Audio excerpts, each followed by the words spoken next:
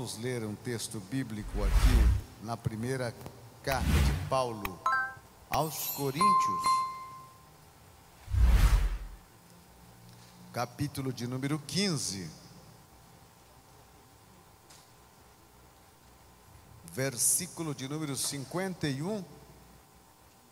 Eu desejo ser bastante breve, porque esta noite nós ainda temos a ceia para participar.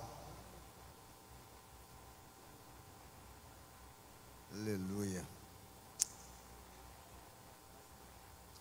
Versículo 51 diz: Eis aqui vos digo um mistério, nem todos dormiremos, mas todos seremos transformados, em um momento, em um piscar de olhos, ante a última trombeta, porque a trombeta soará, e os mortos serão ressuscitados incorruptíveis, e nós seremos transformados.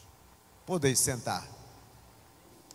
Este capítulo 15 de 1 Coríntios é conhecido como a tese de Paulo sobre a ressurreição. Os irmãos de Corinto, igreja essa que Paulo havia fundado, e por vários meses ele ali esteve ministrando e ganhando almas para Jesus, naquela cidade que na época de Paulo aproximava-se a quase 500.000 de habitantes. Uma cidade portuária, de um tráfico muito grande, fluvial, aonde eles tinham por vocação cultuarem a beleza e discutirem filosofias, teorias e conhecerem sobre novidades. Na parte religiosa, a licenciosidade era algo que pragava sobre a cidade de Corinto. Havia templos dedicados a Apolo, a Dionísio, e era regrado a bebida fermentada e também a promiscuidade. Havia aquelas pessoas que se declaravam devotos dessas divindades e utilizavam-se de seus corpos para fazerem sacrifícios a essa divindade. Os ofertantes que apareciam naqueles templos, eles eram convidados para a prática licenciosa entre homem com homem e mulheres com mulheres. Era uma desgraça. Era uma coisa horrível. E naquela cidade Paulo chega e o Senhor Jesus fala com ele: fala, mas não te cales, porque eu tenho muito povo nessa cidade. E Paulo começa a pregar o evangelho, e as pessoas começam a crer, e floresce uma igreja pujante em Corinto. Uma igreja que para a época contava com uma vida presenteada de dons espirituais, mas que há pouco tempo começou a apresentar as suas fissuras, devido a fazerem preleções ou seleções dos melhores obreiros e pregadores. Ela tinha muitas dúvidas, e no seio daquela igreja tinha um grupo que não acreditava que Jesus havia ressuscitado. E então Paulo escreve o capítulo 15 da sua primeira carta a eles, que é a tese que ele defende sobre a ressurreição de Jesus. Mas não é sobre a ressurreição que pretendo discorrer nesta noite. Mas quando Paulo chega nos versículos finais deste capítulo, falando de ressurreição, ele muda a entonação da sua mensagem dizendo: eis aqui vos digo um mistério. Até aquele momento que Paulo escreve é um mistério. Mas após Paulo ter escrito, o mistério foi desvendado. E ele disse que para os que estavam vivos, que nem todos morreriam, mas seriam transformados. Esta era a esperança de Paulo. E essa transformação e ressurreição dos mortos aconteceria ao soar ante a última trombeta. E Paulo disse: porque a trombeta soará e os mortos ressuscitarão e nós seremos transformados. Paulo, ainda que não explicitamente, mas implicitamente, ele está falando do arrebatamento da igreja, da vinda de Jesus. E o mistério que ele está desvendando é que uma trombeta vai soar e que algo extraordinário vai acontecer. Transformações dos vivos e ressurreição dos mortos. Esta é a esperança da igreja. Esta é a minha esperança. Eu creio que também esta é a esperança de toda a igreja. Mas o que é arrebatamento? Nós, pentecostais de Papa Amarelo, cremos no arrebatamento. O que é o arrebatamento? A palavra arrebatamento é paurosia, ou tirado com força, tirado com rapidez. É num abrir e fechar de olhos, num piscar, num pestanejar. Isto é o arrebatamento. É um rapto. É como uma passagem que leva. Assim será o arrebatamento. O arrebatamento da igreja. Será a igreja tirada com força deste planeta. A força do Espírito Santo agirá de tal maneira que levantará, transformará os crentes vivos, ressuscitará os crentes mortos, e numa força de Deus, elevará essa multidão de crentes para encontrar com o Senhor Jesus, que estará nos ares.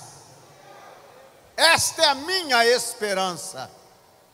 E eu creio que esta é a esperança da Assembleia de Deus. A igreja, quem são eles? A igreja são os chamados para fora, ou a Assembleia dos Santos. Eu não sou igreja, eu faço parte da igreja. Nós não somos igrejas no individual, nós somos membros do corpo de Cristo, que é a igreja. Nós fomos chamados de dentro do mundo para fora, para dentro da graça.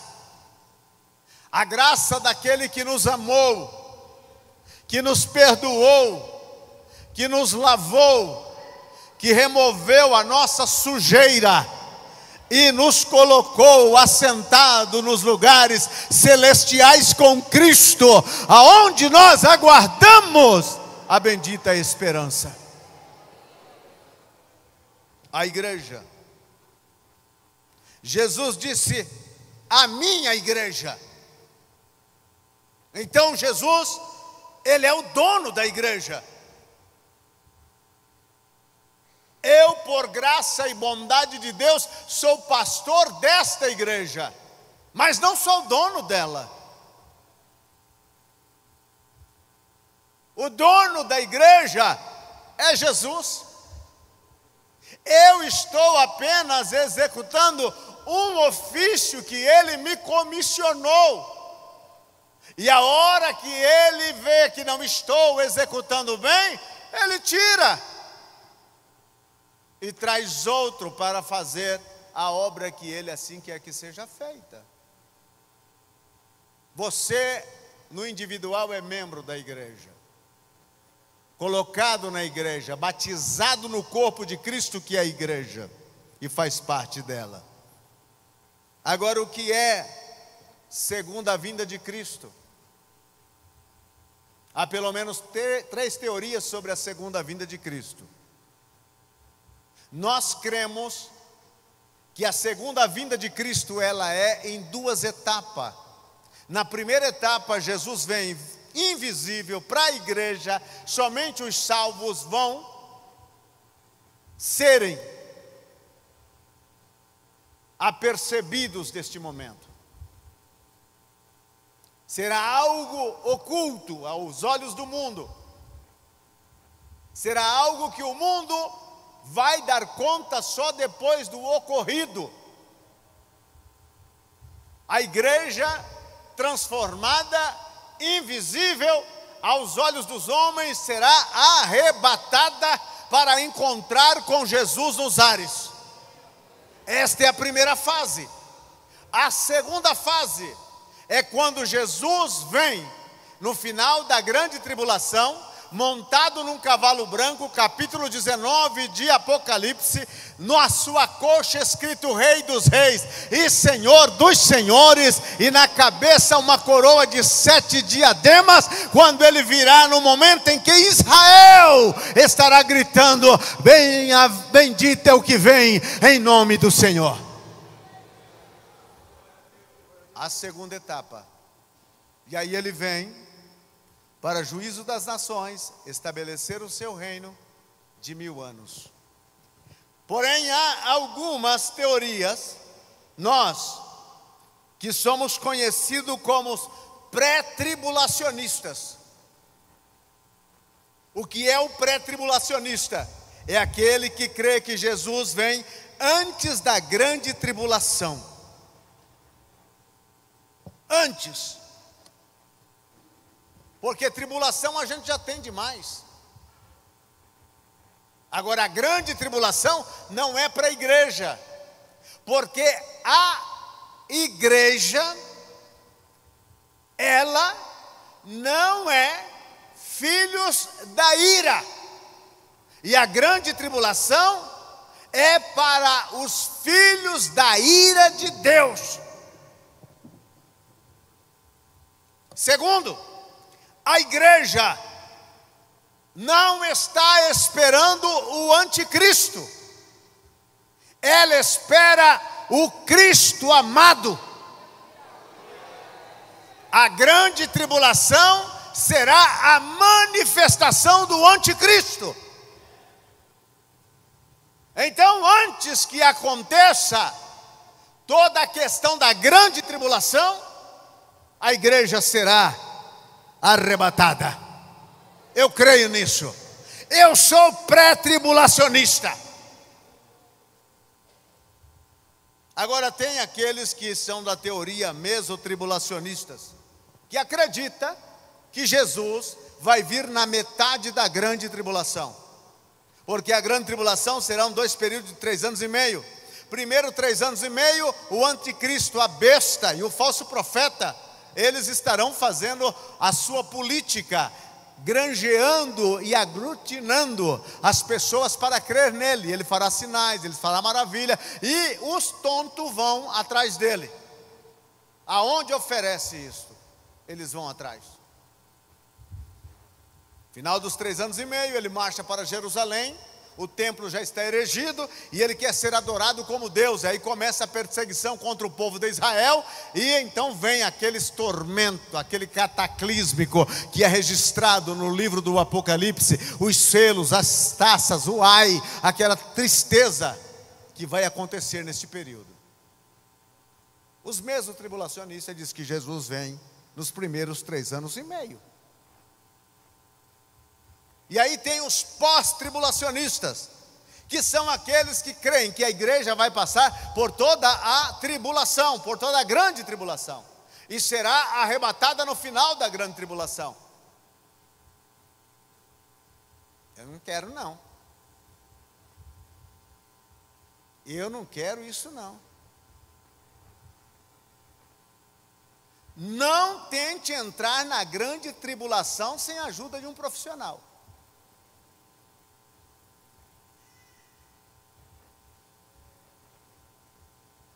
Vai ficar muitos pastores profissionais aí para ensinar como é que se entra na grande tribulação. Eu não vou estar aqui. Pergunta para o seu irmão se ele vai estar aqui na grande tribulação. Pergunta. Você vai estar aqui, meu irmão, na grande tribulação? Você vai estar aqui, minha irmã, na grande tribulação? Você vai estar aqui, coral, cantando para alegrar o anticristo? Você vai estar aqui, orquestra, para tocar algumas músicas carnavalescas para o falso profeta? Não! Nós vamos ouvir o soar da trombeta. Glória a Deus! Aleluia! A trombeta vai soar, e eu vou dizer adeus a este mundo. Eu vou subir, eu não vou ficar aqui. Aleluia.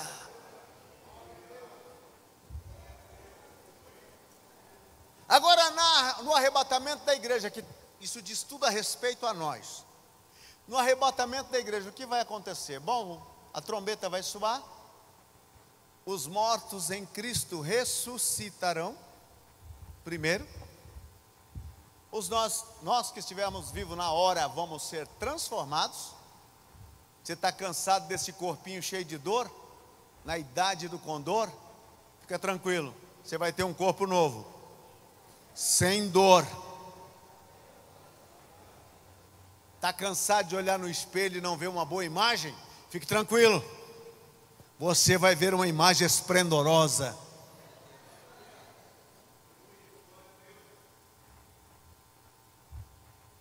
Os mortos em Cristo ressuscitarão. Nós seremos transformados. Até o nome será trocado. Pensa num sujeito feliz. Deus o livre, esse nome que tem nas costas. Estou tentando dar uma ajeitada nele, mas de vez em quando me chama de Aparecido de novo. É duro uma coisa dessa. Estou precisando de um tratamento psicológico, viu, irmã Elianai? Estou traumatizado com esse nome. Subiremos para estar aonde Jesus está. Agora, quais são então as características da igreja que vai no arrebatamento? Será que Jesus vem para toda a igreja? Nem toda a igreja está preparada para este momento. Tem muita gente que ama o pecado, que é rebelde,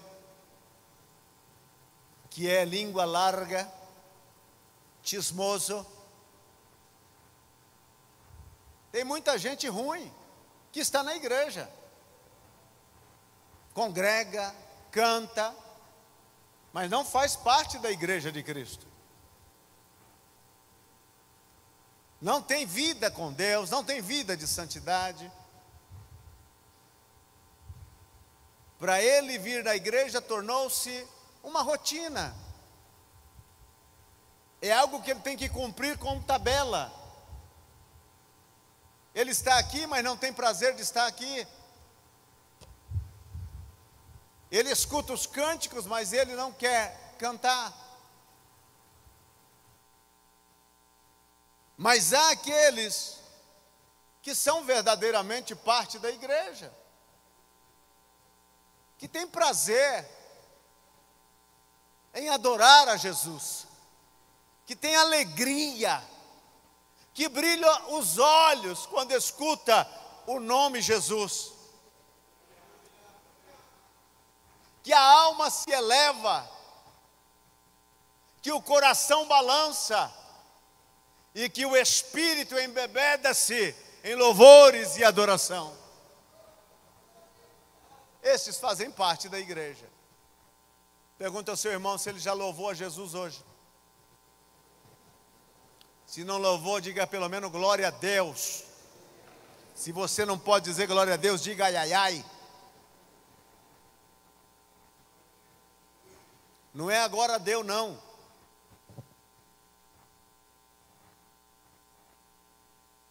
A primeira característica da igreja do arrebatamento, ela é uma igreja que ama a Cristo. Este hino que a gente cantou aí com os jovens, sou tua noiva apaixonada. Paixão é um problema, quando esfria acaba. O amor é o amor.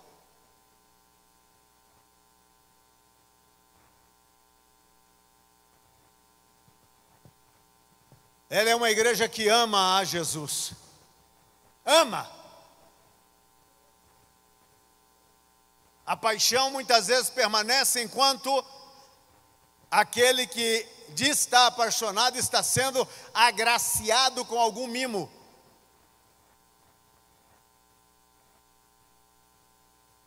Poderíamos usar a questão concernente a matrimônio. Há alguns matrimônios que permanecem enquanto há uma casa para morar, comida na mesa, roupa para vestir, sapato para calçar, mas o dia que falta tudo isto, um dos pombinhos bate asa e voa. Isso não é amor, isso é paixão.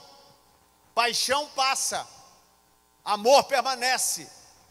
Debaixo de uma ponte, mas estão os dois lá. Debaixo de chuva, um abraça o outro para tentar molhar menos. Quando tem um ovo, parte em dois. Divide um pouquinho, aquele que ama muitas vezes diz, não coma você, que você precisa se alimentar. Amor. Jesus vem para uma igreja que ama Ele, não por aquilo que Ele dá, não por aquilo que Ele oferece. Não! Jesus vem para uma igreja que o ama por aquilo que Ele é. Uma igreja que ainda que está de barriga vazia, levanta sempre a mão e o adora. Uma igreja que canta nas tribulações, nas lutas, nas percas, em todos os momentos. Uma igreja que está dizendo, eu te espero, ó amado da minha alma. Não é por o que Ele dá. Não. Existe uma noiva que se diz noiva de Jesus, que quer saquear os seus bens, que está realmente envolvido com as coisas de Jesus, para ver o que pode tirar, o que pode ter. Mas existe outra, que como Nicodemos à noite, vai ter com Ele. E a entrevista foi tão extraordinária, que ele leva até um unguento para ungir o corpo de Jesus após a sua morte. Uma noiva que quando tudo se acabou, quando ele gritou na cruz do Calvário, consumado é, há um José de Arimateia, que vai pedir o corpo. Poderia ele pensar que vamos fazer com o indigente, que seja jogado numa vala comum. Mas José de Arimateia era igreja, fazia parte da igreja, tinha o amor ágape no coração. E ele vai a Pilatos e diz: dá-me o corpo, aonde vai sepultar? No meu sepulcro, que eu cavei na rocha, lá eu vou colocar o corpo do meu amado. Ainda há uma igreja assim, que ama o seu Cristo, que ama o seu desejado, que ama aquele que foi pendurado na cruz do Calvário, mas ama também aquele que disse: eu voltarei para levar vocês para mim mesmo. E esta igreja está aqui.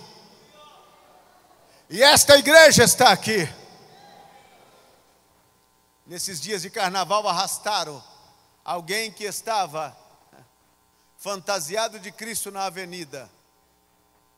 Blasfemaram dele, zombaram dele, humilharam ele, com os pulsos acima e mãos cerradas, disseram todos os impropérios contra ele. Ele não recebeu louvor na Sapucaí. Ele não recebeu louvores nos blocos carnavalescos da Bahia. Ele não recebeu louvor nos clubes de noites no Rio de Janeiro, nem em São Paulo, não. Mas no congresso, aqui neste lugar, ele foi adorado, ele foi glorificado, ele foi exaltado, ele foi amado e é amado. Ele é nosso. Podem zombar dele, mas esta igreja te adora, Senhor Jesus. Somos igreja, amamos a Ele. E se amanhã não tiver o pão, nós vamos continuar amando do mesmo jeito. Se faltar a água, nós vamos continuar amando do mesmo jeito. Se faltar o lugar para morar, debaixo de uma árvore, a gente vai levantar a voz e adorá-lo da mesma forma. Por quê? Porque o nosso amor não é por coisas, não é por ouro, não é por prata, não é por dinheiro. O nosso amor por Ele é por aquilo que Ele é. Ele é o meu Salvador, o meu Senhor. E ninguém vai tirar isso do meu coração. Aleluia. Segunda característica, é uma igreja que vive em santidade. Hebreus capítulo 12, versículo 14, segui a paz com todos e a santificação, sem a qual ninguém verá o Senhor. Santo. Ai, pastor, santo. O que é um santo? É alguém separado do pecado. Não tem alianças com o pecado, afinidades com o pecado.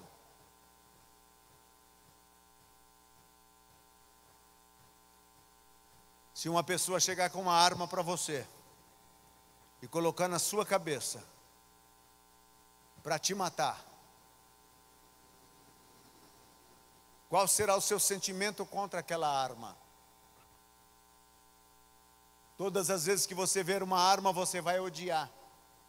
O pecado é uma arma apontado sobre a sua cabeça. E eu e você só estaremos bem com Deus quando a gente começar a odiar o pecado. Nós só começaremos o processo da santificação, da vida prática, a partir do momento em que odiarmos o pecado. Detestar o pecado. É para uma igreja que odeia o pecado, que detesta o pecado, que não tem vínculo com o pecado, que o noivo vem. Então, meu querido irmão e amigo, enquanto estamos aqui agora, você pode pensar o que pensar deste homem que está falando, mas já é hora de você colocar um ponto final nos seus pecados.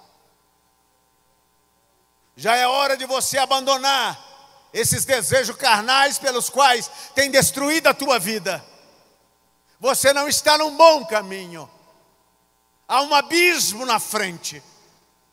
E o Espírito de Deus ordena a você: volte, arrependa, dou-te mais uma chance, mais uma oportunidade.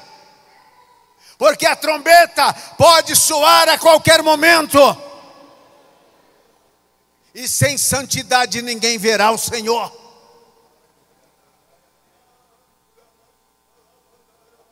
Aquilo que eu sou no interior, eu sou no exterior. A minha roupa é que denuncia quem eu sou. A minha fala denuncia o que está dentro de mim.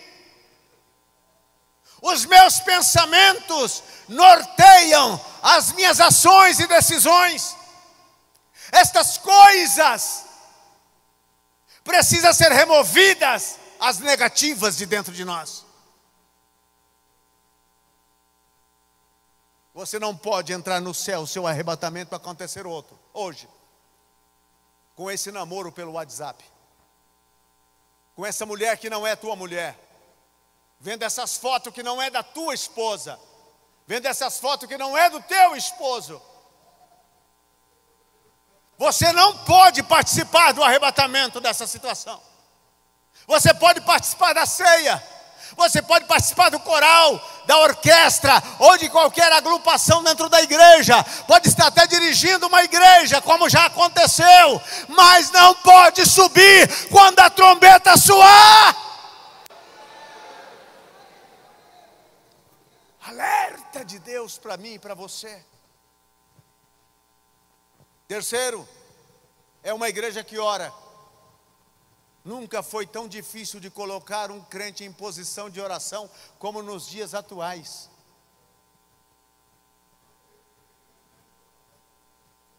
Paramos de orar. Paramos de orar e paramos de funcionar. Porque o que nos faz funcionar é a oração. A oração é o óleo que lubrifica as engrenagens da vida cristã e faz com que eu e você venhamos funcionar no espiritual. Satanás não está preocupado com o crente que não ora. Aliás, crente que não ora já passou para o outro lado. 1 mês sem oração, 2 meses sem oração, não ora, não busca, não fala e diz: eu te amo, Jesus, eu te amo. Repete um hino 3.000 vezes dizendo que ama Jesus. Aí Jesus disse: espero você segunda-feira no lugar da oração. Te amo, Jesus. Te espero terça-feira no lugar da oração. Te amo, Jesus. Te espero na quarta no lugar da oração. Te amo, Jesus, te espero ao pé da cama, à madrugada, como anseio ouvir a tua voz, quando você chorava e clamava e dizia a mim que precisava de mim. Paramos de orar. Para os casados, o matrimônio parou de funcionar. Sabe por que há tanta briga de casais? Porque os casais não oram. Eles estão embebedados com as séries da Netflix. É isso que eles querem. Com as novelas malditas do Plim Plim. Com as desgraças que têm acabado com famílias, com homens, com mulheres. A igreja parou de orar. Ou a gente volta para o posicionamento da oração, ou vamos morrer. Precisamos orar de novo. Precisamos parar de depender da oração dos demais. Ora por mim, ora por mim, ora por mim, ora por mim. E você está dormindo, ou até as 2 da manhã assistindo sei lá o quê. Que a essa hora eu já não sei o que passa mais. Quando eu não era crente, passava o Corujão.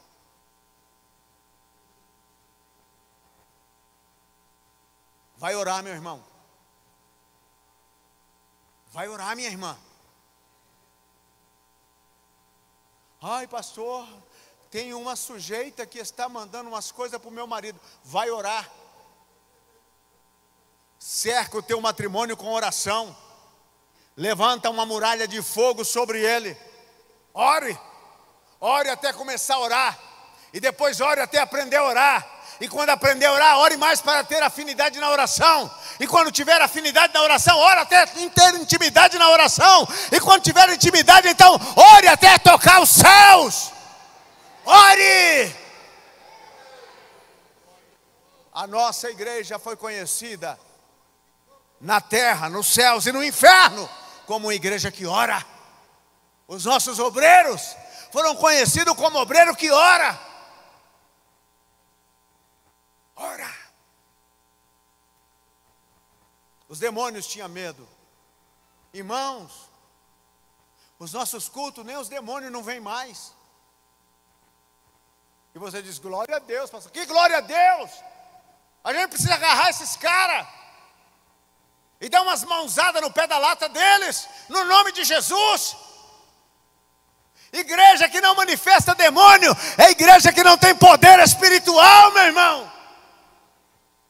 Tem que manifestar. Já que não estão vindo endemoniados, então os crentes que não oram, eu vou pedir a Deus que pegue demônio, para que a gente possa orar por eles. Quem sabe já não estão, né? Ora, meu irmão. Você pode ir para sua casa hoje com a cara fechada, cheia, com vontade de bater nesse pregador, mas eu quero te dizer uma coisa: ore. Eu deixo você até me dar umas bolachadas, mas se você orar, eu deixo você me dar uns pescoção, uns catiripapo, mas se você orar, até o teu catiripapo vai ser ungido. Você vai bater e eu vou entrar no manto. Orar. Uns meninos carnais, irmãos. Pensa nos meninos. Não ora de jeito nenhum. Umas calças apertadas parecendo linguiça. Umas canelas finas de saracura. E aparece na igreja pensando que ele é boy. Meu querido irmão, se você começar a orar, o Espírito Santo vai dizer: veste uma roupa digna. Veste uma roupa de homem. Porte-se como homem. Ande como homem. Viva como homens. Você, mulher, uma saia que sai de baixo. Umas coisas que só o sangue do Cordeiro. E ainda vem a igreja. Vem a igreja do Senhor.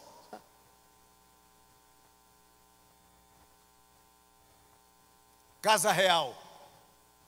Compra lá pelo menos meio metro de pano e aumenta o tamanho dessa saia. Aumenta o tamanho dessa saia.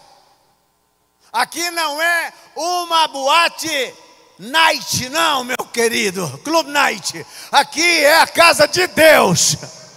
Aqui tem um povo de Deus que está lutando com força para ir aos céus, ouvir o soar da trombeta.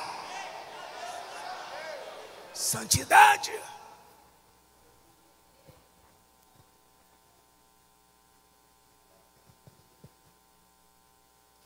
Uma igreja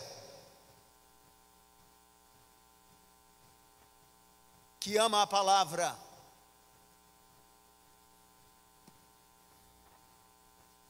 A Bíblia, ela nunca foi tão desprezada como nos dias atuais. Mas ela também nunca foi lida e traduzida como nos dias de hoje. O desprezo para com a Bíblia não são para os incrédulos e ignorantes. É praticado por aqueles que dizem que ama ela. A traição mais doída, mais dolorosa, é aquela praticada por alguém que diz que nos ama. Quando Judas chega no jardim do Getsêmani para entregar Jesus, Jesus disse amigo. Jesus continuava sendo amigo. Jesus continuava sendo amigo. Mas Judas era inimigo agora. Jesus disse amigo, a que viestes?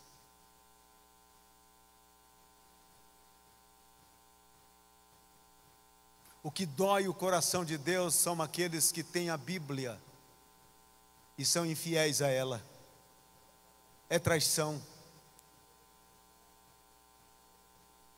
A Bíblia está dizendo, mas eu acho. A Bíblia não é o seu achômetro. A Bíblia é a boca de Deus falando para o homem: arrependa-te. A Bíblia é o conselho de Deus para o viver melhor. A Bíblia é a luz para o teu caminho, para andar e não em trevas. A Bíblia é a âncora firme para ancorar a tua esperança e a tua vida. A Bíblia é a marreta de Deus para quebrar a pedra dura do coração do homem. A Bíblia é o guia e a bússola para o navegador. A Bíblia é a palavra de Deus, e a igreja precisa voltar para a palavra.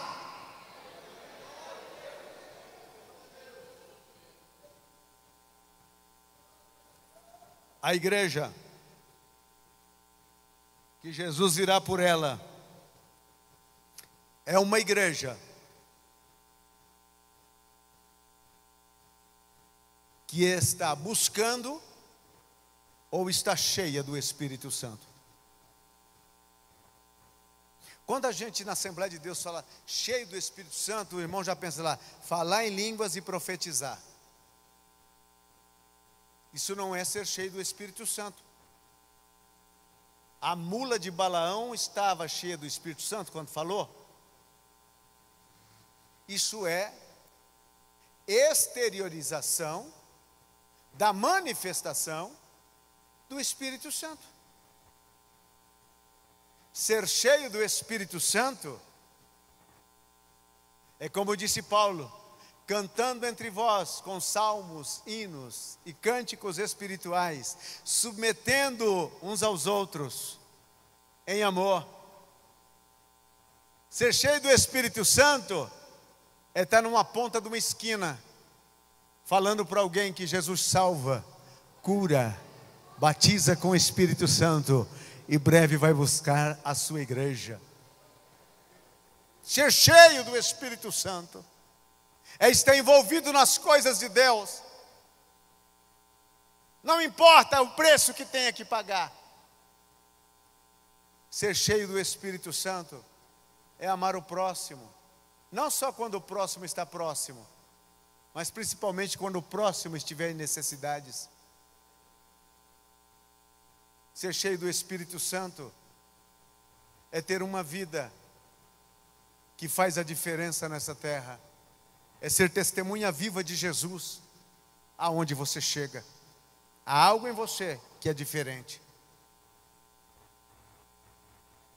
Os céus conhecem um crente cheio do Espírito Santo. As trevas também conhecem. Esses dias eu estava ouvindo um testemunho de um pregador, pastor de uma igreja nos Estados Unidos, um lugar que disseram para ele: não vá para aquela parte da cidade de Miami, que ali nem capim nasce. E ele disse: é para lá que eu vou. E ele foi para lá. E hoje ele tem uma igreja com mais de 10 mil membros. E ele contando que, jovem, e jovem tem umas coisas que só o sangue do carneiro. Ele disse que foi com mais 3 companheiros para uma vigília de oração em Córdoba, na Argentina. Durante o dia faz calor, mas à noite o frio é intenso. E eles, para não morrer de frio na primeira noite, tiveram que passar os 4 abraçados. Ele disse que nunca orou uma noite toda abraçado com mais 3. Mas eles tinham feito um propósito que ia passar lá 3 noites e 3 dias. Dava para desistir na primeira. Veio o segundo dia e eles continuaram na segunda noite. Um frio rasante na Argentina. E ele continuou. Terceiro dia, ele continuou. Ao amanhecer, desceram aquele monte. Os pastores disseram: como que vocês passaram no frio naquele lugar? Eles disseram: abraçados. Abraçados. Abraçados. E que sentiram? A presença de Deus. A presença de Deus. E o que receberam? Estamos cheios. Estamos cheios do Espírito Santo. Ficaram em Córdoba naquela noite no culto da igreja do pastor, onde eles estavam. E o pastor colocou esse Dante Geber para pregar. E ele começa a pregar. Quando ele termina de pregar, 25 jovens aceitaram a Jesus. À noite ele já sai depois do culto com aqueles jovens para ir para uma pizzaria. Coisa que jovem gosta e que eu também. É só me convidar. E foram para uma pizzaria. E lá na hora que veio o garçom trazendo a pizza, aquela coisa maravilhosa, 8 pedaços. Oh, Jesus Nazareno. Ele disse: vamos orar para comer. E aí começaram a orar e o demônio agarrou um daqueles jovens que tinha aceitado Jesus como Salvador. E ele disse que ficou tão bronqueado com aquilo, com tanta raiva daquilo, que ele disse: demônio do inferno, sai desse jovem porque a minha pizza está esfriando. E o demônio foi embora. Não vai sair por aí. Ó, se você quiser comprar uma pizza e se não tiver demônio, a gente come, tá? Está cheio do Espírito Santo, não importa onde você está conectado. O seu sinal de Wi-Fi não é cortada. Não tem aquela musiquinha da Vivo, da TIM, da Oi, sei lá da quem, que fala para você: seus saldos são insuficientes. Não existe isso. Quando você está cheio, você está conectado. Você está conectado, não tem ninguém que corta.